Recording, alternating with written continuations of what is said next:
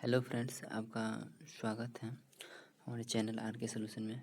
दोस्तों, आज इस वीडियो में जानेंगे कि आरआरसी ग्रुप डी।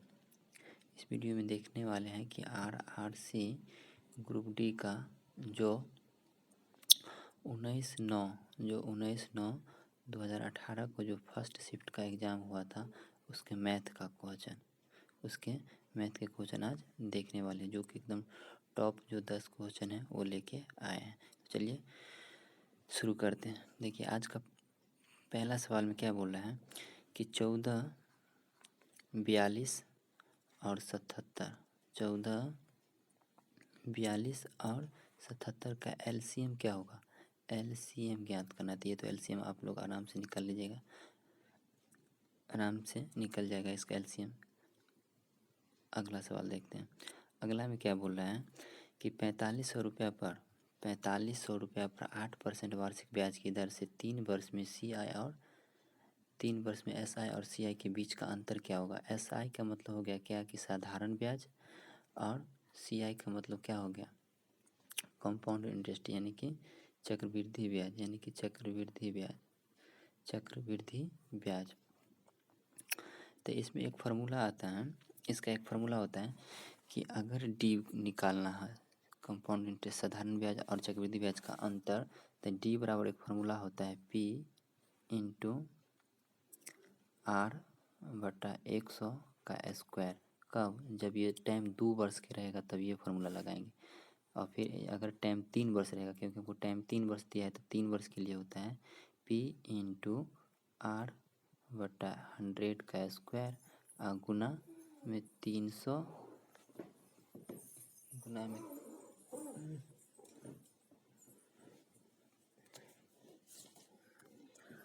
गुना में 300 आ प्लस R/100। तो आई होप कि ये फार्मूला आप लोग को अच्छे से समझ में आ गया होगा।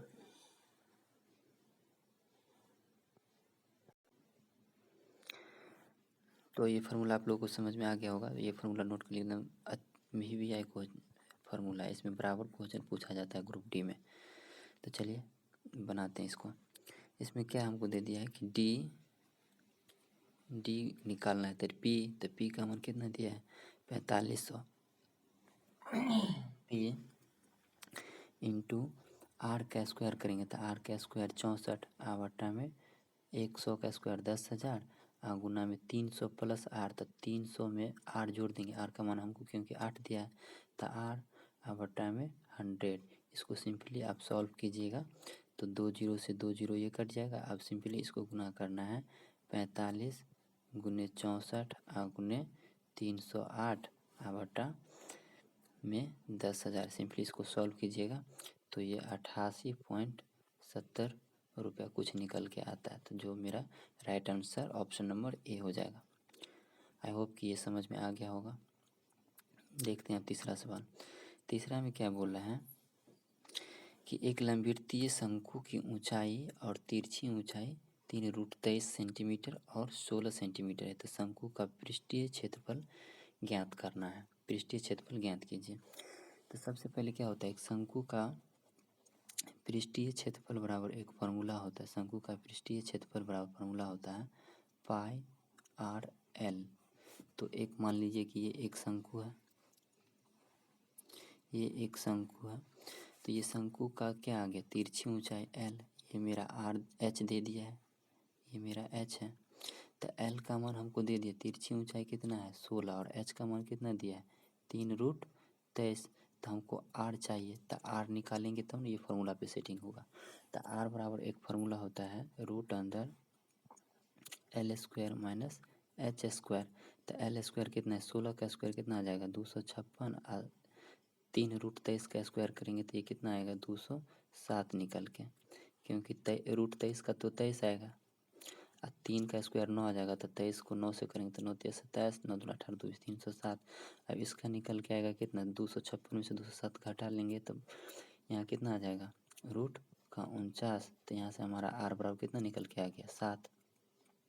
तब सिंपली इसको सॉल्व कर लेंगे, क्योंकि r हमारे पास निकल गया है, l हमको दे दिया है, तो हम इस फार्मूला पे बैठा देंगे। तो चलिए इसको बैठाते हैं। तो क्षेत्रफल बराबर क्या फॉर्मूला होता है शंकु का पृष्ठीय क्षेत्रफल पाई आर एल। तो पाई का मान 22/7 जानते हैं, पाई का मान 22/7, आर हमारा 7 निकल के आया था, एल कितना 16 दिया है। तो 7 से 7 ये कैंसिल, 16 को 22 से गुण मल्टीप्लाई कर लेंगे तो 16 दूना 32, कैरी बच गया कितना 3, 16 दूना 32 और 3 35, यानी कि 352 सेंटीमीटर स्क्वायर, जो मेरा ऑप्शन नंबर सी हो जाएगा। आई होप कि अच्छे से समझ में आ गया होगा। चलिए अब देखते हैं 4 नंबर सवाल। 4 में क्या कह रहा है, 4 में यदि 200 पुरुष किसी भवन का निर्माण 1024 दिन में करते हैं तो 265 दिन में करने के लिए कितने पुरुषों की आवश्यकता होगी। सॉरी, यहाँ पे 265 नहीं है, यहाँ पे 256 दिन में, 256 दिन में करने के लिए, ये टाइप गलत से हो गया है, मिस्टेक से। 256 दिन में करने के लिए कितने पुरुष की आवश्यकता होगी। तो ये उसमें वही फार्मूला लगाएंगे, D1 गुने D1 गुने M1 बराबर D2 गुने M2, यानी कि पहला दिन में जितना पुरुष काम कर रहे हैं मेन यानी कि आदमी, उतना दूसरा दिन में दूसरा पुरुष कितने दिन में करेंगे। तो पहला कितना में कर रहा है 200 पुरुष 1024 दिन में, तो दूसरे दिन करने के लिए कितने मजदूर 256 दिन में करने के लिए, तो 256 गुने हमको पुरुष निकालना है तो M2। अब 256 से इसको काटेंगे तो 256 को इससे काटेंगे तो कितना 4 बार में 1024 कैंसिल, तो यहाँ से मेरा M2 निकल के आ रहा है कितना 4 को 200 से मल्टीप्लाई कर लेंगे तो 400 दूना 800, यानी कि 800 मेरा right answer option number C हो जाएगा। अगर 265 भी रहता ना तो इसमें कुछ नहीं करते, 256 के स्थान में 265 कर देते, बस प्रोसेस मेन सेम यही है। अब देखते हैं 5 नंबर सवाल। 5 में क्या कह रहा है कि यदि संख्या इतना 9 से विभाज्य है तो x का मान, देखिए अगर कोई भी संख्या 9 से विभाजित होगा तो उस संख्या का सम जो होगा ना, वो संख्या के अंकों का सम, संख्या के अंकों का सम भी हमेशा 9 से विभाजित होगा, 9 से हमेशा विभाजित होगा, ये बात याद रख लेना है। तो चलिए इसको शुरू करते हैं। क्या बोल रहा है कि संख्या इतना 9 से पूरी तरह विभाजित है, x का मान हमसे पूछा है, तो संख्या क्या है, x है, 4 है, 7 है, 3 है, 8 है, ये संख्या 9 से विभाजित हो रहा है पूरी तरह। तो इसका अंक क्या है 8 3 11, अंकों का योग 8 3 11 11 7 18 18 4 22, तो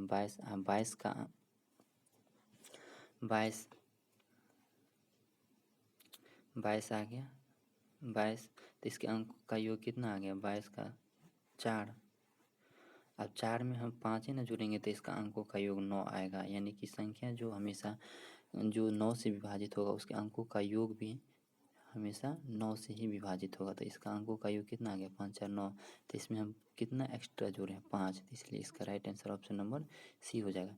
जैसे कोई भी संख्या 9 से विभाजित होगा, जैसे देखिए ना 18 9 से विभाजित है तो इसका अंक का योग कितना है 9। कोई भी संख्या 27, अंकों का योग कितना है 9। कोई भी संख्या ले सकते हैं जैसे 72, तो इसके अंकों का योग कितना है 9। तो उसी तरह हम यहाँ से इस सवाल को निकाल लेंगे सिंपली।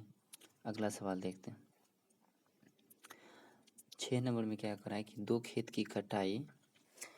दो लोग एक खेत की कटाई 8 घंटा और 12 घंटे में कर सकता है। वे एक घंटे की कार्य अवधि में वैकल्पिक रूप से काम करते हैं, जिसमें पहला लोग 9 बजे से कार्य शुरू करता है तो खेत की कटाई कब खत्म हो जाएगी। इसमें देखिए कोई 2 लोग हैं जिसमें खेत की कटाई करता है, जो 2 लोग हैं जिसमें पहला लोग 8 घंटे में खेत को काट सकता है, दूसरा 12 घंटे में। पहला लोग 8 घंटे में, दूसरा 12 घंटे में, लेकिन वह क्या कर रहा है कि वह एक घंटे बारी बारी से काम करता है, वैकल्पिक रूप से काम करता है। तो मान लेते हैं कि पहला लोग P है और दूसरा Q है, तो ये अकेले 8 घंटा में काट देगा और दूसरा लोग 12 घंटा में। लेकिन ये 1 घंटा आता है फिर चला जाता है, फिर फिर ये अगला घंटा आता है, फिर ये चला जाता है बारी बारी से। तो इसमें हम क्या करेंगे, इसका टोटल वर्क निकाल लेंगे। तो 8 और 12 का एलसीएम टोटल वर्क आ जाएगा 24। अगर पहला व्यक्ति P8 अकेले काम करता तब तो ये 3 घंटे में काट देता। अगर दूसरा व्यक्ति अकेले करता तब तो ये 2 घंटे में काट देता, क्योंकि 8 को 3 से करेंगे तो 24, 12 को 2 से करेंगे तो 24। तब हम यहाँ पे देख रहे हैं कि 8 में से पहला व्यक्ति 1 घंटा आता है और 3 काम करके चला जाता है। फिर दूसरा व्यक्ति क्यों आता है, 1 घंटा में 2 काम करके चला जाता है। तो टोटली हम क्या देखते हैं, 1 घंटा में ये और 1 घंटा में ये, तो यानी कि 2 घंटा में टोटल कितना 5 काम हो रहा है। 2 घंटा में टोटल 5 काम हो रहा है। तो हम कितना से इसको मल्टीप्लाई करेंगे, जो ये मेरा काम 24 के आसपास पहुंच जाएगा। तो अगर हम यहाँ 4 से मल्टीप्लाई करते हैं इसको भी 4 से, तो 4 दूना कितना 8 और 4 पंचे 20, यानी कि 8 घंटा में मेरा 20 काम हो जाएगा। फिर अगला दिन कौन आएगा, P आएगा। तो 1 घंटा लेगा और ये 3 काम कर देगा, 1 घंटा लेगा और ये 3 काम कर देगा। तो टोटली हम 9 घंटा में क्या देख रहे हैं, 23 काम हो गया। फिर अगला Q आएगा। तो Q क्या कर रहा है, Q जो है Q मेरा क्या कर रहा है, Q 1 घंटा में तो 2 काम करता है। 1 घंटा में Q जो है सो 1 घंटा में 2 काम कर रहा है। तो इसलिए आधे घंटा में यानी कि 30 मिनट में ही 1 काम कर देगा। तो ये 24 काम मेरा टोटल हो गया। तो 9 घंटा 30 मिनट, यानी कि टोटल उसको काम करने में पूरा 9 घंटा 30 मिनट का समय लगेगा। तो Q जो है, P जो है सो हमेशा 9 बजे काम पे आ गया। तो 9 बजे से लेके 9 घंटा 30 मिनट तक कितना आ जाएगा, 9 9 18, यानी कि 6 घंटा 30, यानी कि कितना, खेत की कटाई कब ख़त्म हो जाएगी, यानी कि 9 बजे काम पे लग गया था तो उसको 6 घंटा काम करने में लगेगा। 9 घंटा 30 मिनट, तो 9 बजे से लेके 9 घंटा 30 मिनट में कितना आ रहा है 6:30, यानी कि 6:30 पर काम पूरा ख़त्म हो जाएगा। आई होप कि अच्छे से आपको समझ में आ गया होगा। एकदम सिंपल था, कोई ख़ास इसमें नहीं। 1-2 बार प्रैक्टिस कीजिएगा, समझ में आ जाएगा। चलिए अब अगला सवाल देखते हैं। 7 नंबर, 7 में क्या कह रहा है कि 7 में 10 8 9 0 0 का वर्गमूल क्या होगा। तो देखिए इसमें सिंपली क्या होगा कि 80% स्टूडेंट इसका वर्गमूल निकालने के लिए बैठ जाएगा। 80% स्टूडेंट इसका वर्गमूल निकालने के लिए बैठ जाएगा, लेकिन हम वो काम नहीं करेंगे। इसमें क्या करना है, इसमें हम क्या करेंगे, सिंपली जो हमको दे दिया है कि इसका वर्गमूल निकालने के लिए, तो सिंपली हम क्या करेंगे, इसका हम पीछे से तो जोड़ा लगा लिए हैं। अब हम यहाँ पे देख रहे हैं कि ये मेरा 3 से पहले बार में लग रहा है। तो मेरा 2 वाला तो ऑप्शन गया, 2 वाला ऑप्शन तो नहीं होगा जो पहले है। अब यहाँ से देख रहे हैं 10, तो 3 से कितना आएगा 9 1, फिर यहाँ देख रहे हैं 8 और 9। देखिए 2 0 है तो लास्ट में 1 0 आएगा ही, हमको बीच का अंक निकालना है।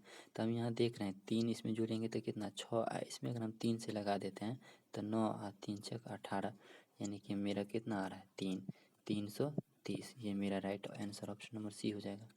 देखिए समझाने में इतना टाइम लगा, वैसे ही विदिन सेकेंडों में हो सकता है ये सवाल।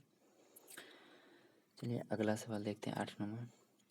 8 में क्या कह रहा है कि 85% वेतन खर्च करने के बाद आलोक प्रति माह 1200 रुपये बचाता है, तो उसका मासिक वेतन क्या है। कोई भी वेतन या कोई भी काम 100% होता है अपने आप में 100% होता है, लेकिन क्या कहता है कि 85% खर्च करने के बाद वह 1200 रुपये बचाता है। तो 100% में से 85% वो खर्च कर दिया, तो बचा कितना 15%। तो 15% में का मान दे दिया हमको 1200 रुपया। तो 100% का कितना आ जाएगा, सिंपली इसको निकाल लेंगे। 100% का मान यहाँ कितना आ जाएगा 15, 1% का इतना आएगा, तो 100% का इतना, इसको गुना कर लेंगे 15 से, ये 8 बार में कट जाएगा। तो 80 को 100 से गुना कर लेंगे तो ये कितना आ जाएगा 8000 रुपया। ये एकदम सिंपल क्वेश्चन था, आई होप ये समझ में आ गया होगा।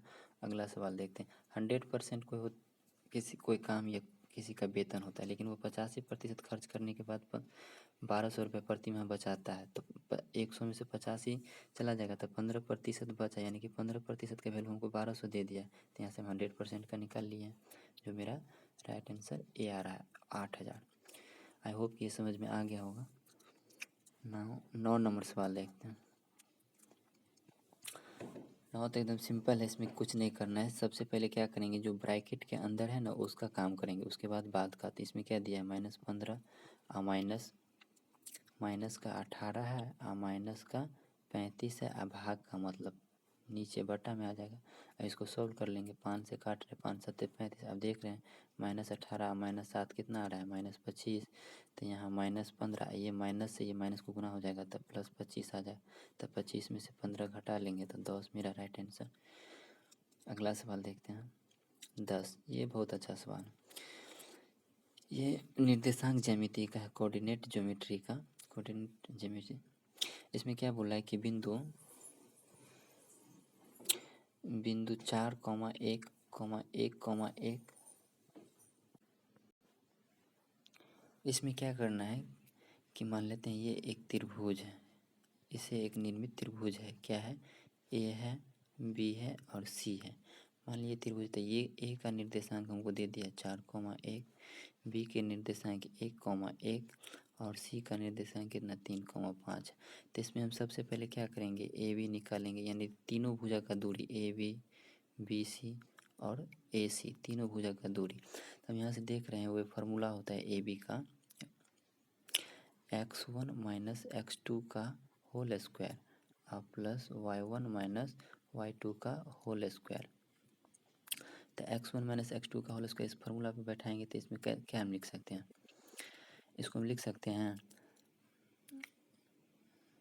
इसको हम क्या लिख सकते हैं, बराबर 4 में से 1 चला जाएगा तो 3, 3 का स्क्वायर कितना आएगा 9, 4 में से गया 3, 3 का स्क्वायर 9, 1 में से गया 0, तो 9 और 1 कितना आ रहा है 10, तो ये √10 आ जाएगा। ये मेरा √10 आ जाएगा ए बी। फिर इसी तरह इसको निकालेंगे तो 4 में से 3 गया 1 और 5 में से गया 4, तो 16, 4 का स्क्वायर 16 और 1 का स्क्वायर 1, तो रूट ये कितना आ रहा है 17। फिर ये कितना आ रहा है, 3 में से 1 गया 2, 2 का स्क्वायर 4 और 5 में से 1 गया 4, 4 का स्क्वायर कितना आ रहा है 16, तो ये आ रहा है कितना √20। तो हम यहाँ पे देख रहे हैं कि कोई भी भुजा मेरा बराबर नहीं आ रहा है, ये √10 है ए बी। फिर ए बी सी कितना निकल के आ गया था, बी सी √20 आ गया, और ए सी कितना निकल के आया था, ए सी √17 आया। तो कोई भी भुजा मेरा बराबर नहीं है, तो इसलिए क्या आ जाएगा, विषम बाहु त्रिभुज हो जाएगा ये मेरा, जो ऑप्शन नंबर बी में दिया हुआ है, जो ऑप्शन नंबर मेरा बी राइट आंसर हो जाएगा। आई होप कि अच्छे समझ में आ गया हो ये। अब अगला सवाल देखते हैं। अगला में क्या बोल रहा है कि एक भिन्न में से, निम्नलिखित भिन्न में से किस में 5/16 जोड़ने पर 1 प्राप्त होगा। ऐसा कौन सा भिन्न है जिसमें 5/16 जोड़ेंगे तो 1 हमको प्राप्त होगा। ये आप लोगों को होमवर्क है, यानी कि इसका आंसर आप लोगों को कमेंट में बताना है। कमेंट्स में बताइएगा कि इसका आंसर क्या आता है राइट आंसर। आई होप कि आप लोगों को अच्छे से समझ में आ गया होगा। देखिए, वैसे तो ग्रुप डी में कोई लेवल नहीं था, कितना सवाल पूछा है, 30 मैथ पूछता है, ठीक है। कभी किसी में ज़्यादा कम भी हो जाता है 1-2, लेकिन इसमें 10 ऐसा सवाल लेके हम आए थे जो भी आया था, और 20 ऐसा सवाल था समझिए कि जो एकदम सिंपल था, जो वो लेके हम नहीं आए हैं। तो इसलिए हम 10 सवाल लेके आए थे एकदम भी आए। तो चलिए, आई होप कि आप लोगों को अच्छे से ये समझ में आ गया होगा ये सब सारे सवाल। अब मिलते हैं नेक्स्ट वीडियो में, तब तक के लिए जय हिंद।